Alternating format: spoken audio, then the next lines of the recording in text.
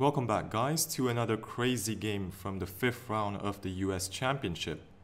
This time it's a game between Varuzhan Akobian and Samuel Sevian. One of the themes of this game was the issue of severe time trouble. So without wasting any time, let's dive right into this game. So Akobian had the white pieces, Sevian with black. We have the Nimzo Indian defense. A very solid opening for black. So pretty standard moves so far.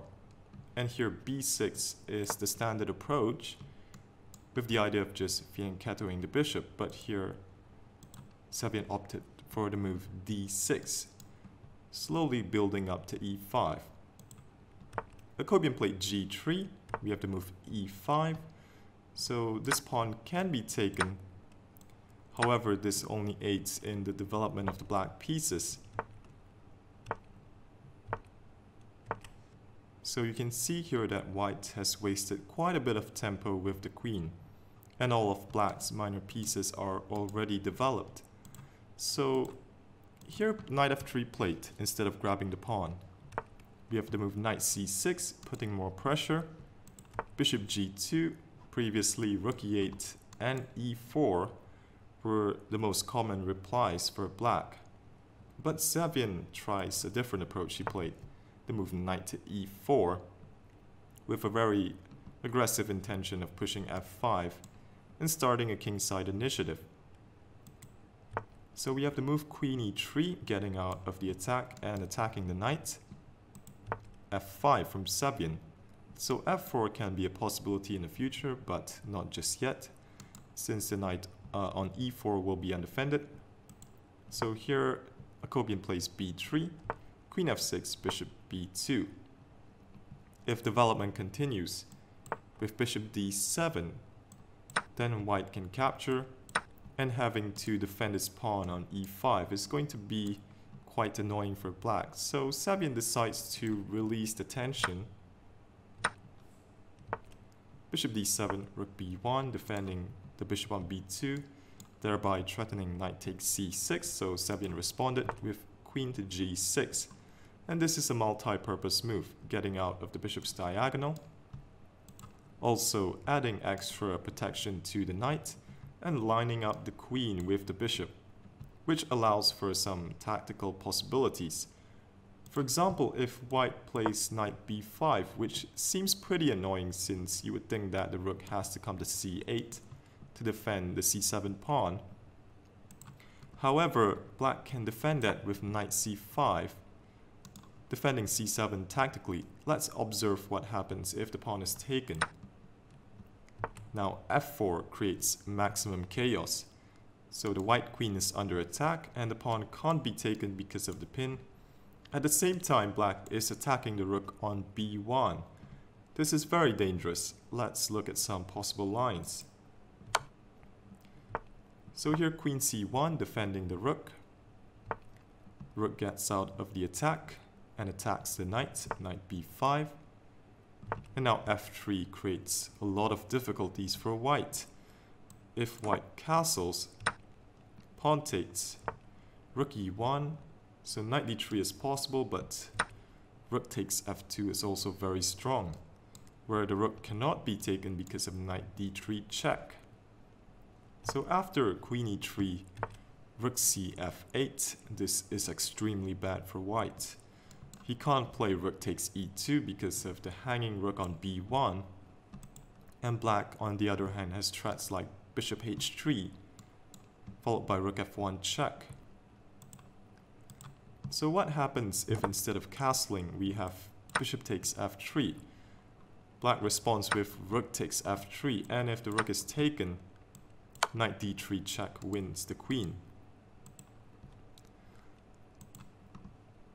So what about b4, trying to force the knight away from controlling the d3 square? Then comes the move rook to c8, rook c to e8. And after castles, pawn takes e2 wins at least the exchange.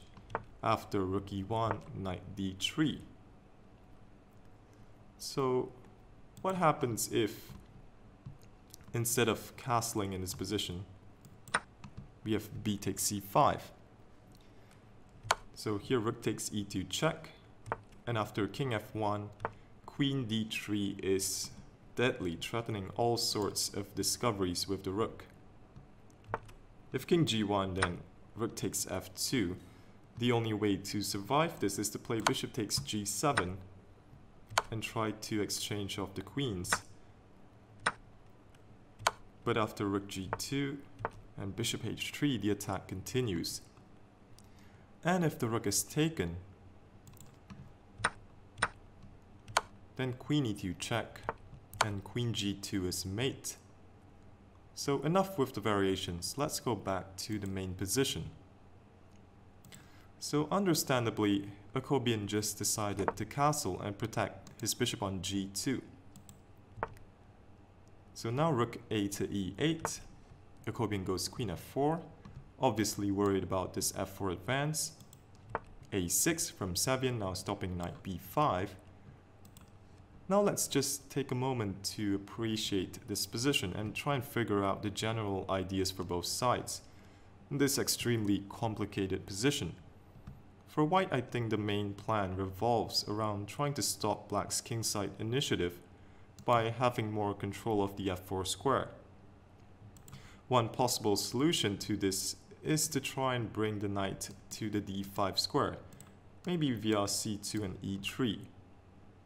So another plan for white, although highly unlikely, might be to push the b4 and c5, trying to create some pressure on the queen side.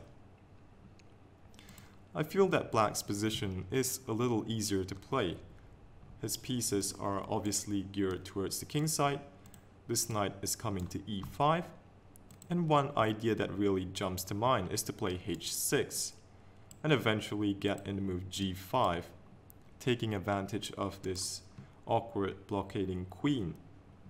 Akobian obviously felt the same way, that his position was much more tricky compared to white.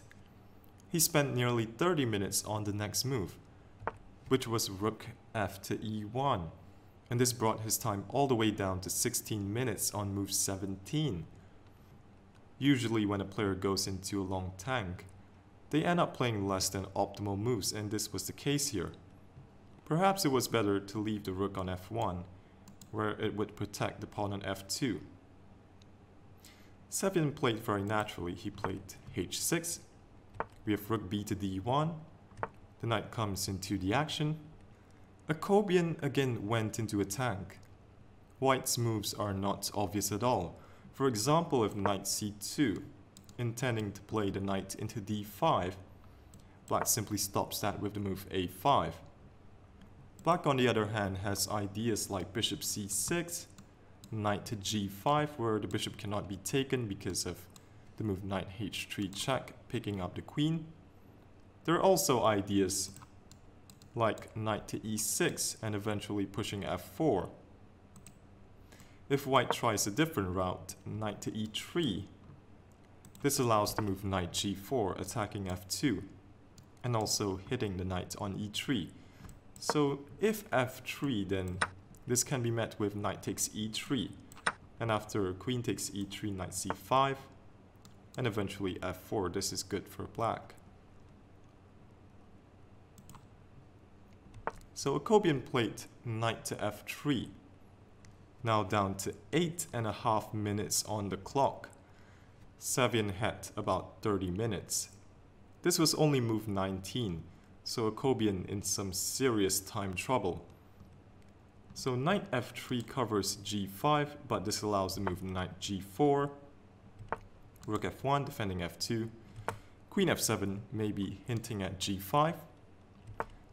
So Akobian goes knight d4, threatening to go f3. Sevian plays queen to h5, threatening mate.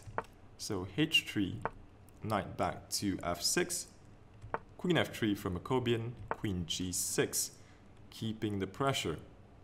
Akobian, with now less than 2 minutes on the clock, goes for a forcing line. He plays the move e3. White further controls the f4 square and hopes to play knight to e2 followed by knight f4. So black has to react actively to try and stop this.